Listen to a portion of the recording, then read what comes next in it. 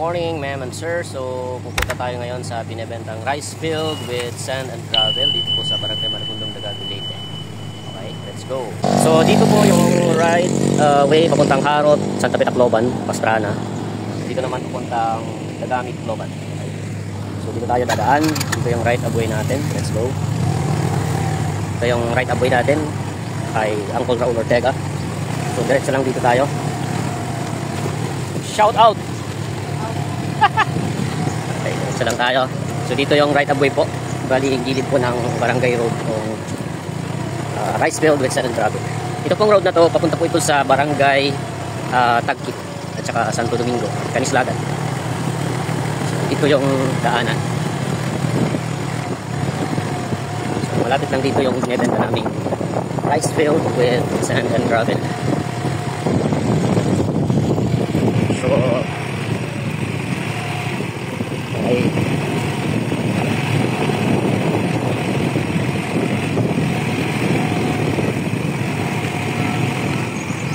Dadaan tayo dito. Dito yung right of way natin. Okay. Tapos, dito na yung daanan papunta doon sa aming rice field.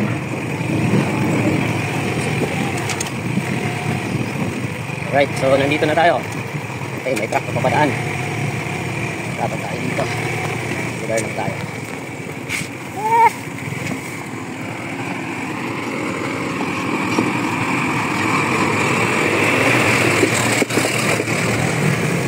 Okay, so nandito na tayo. So dito, okay. So dito yung river na kasama nung lupa na binebenta namin. Hanggang doon pa yan, pero i-relocate siya sa subdivide kasi 2 hectares to, yung binibenta lang namin is 1 hectare more or less. Okay, so hanggang doon pataas, doon rice field na yan doon. So check natin para makita nyo. Puntahan natin, parada lang natin yung ating motor para hindi maano ng sasakyan. Parada natin dito, hindi lang siya masagit ng truck.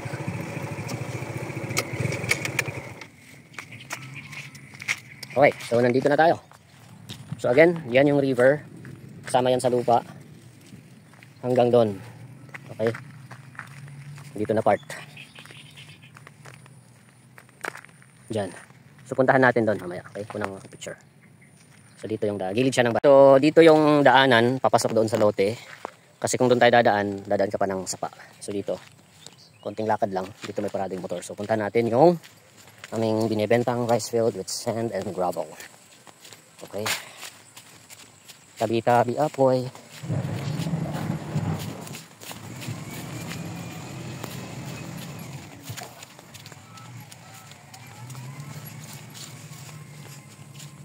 Tamagi.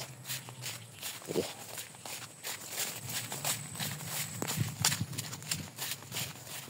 So dito na tayo guys. So ito yung area dito, yung binebenta namin.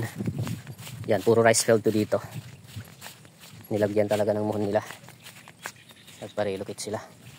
Okay, tingnan natin. So ayan. Dito na po tayo. So ito na po yun, no? Napakaganda po ng location. Maganda yung overlooking doon. So ayan. So dito, hanggang doon, yan. Binebenta namin yan. May sand and gravel kayo, tapos may rice field pa dito. Napakaganda ng view guys.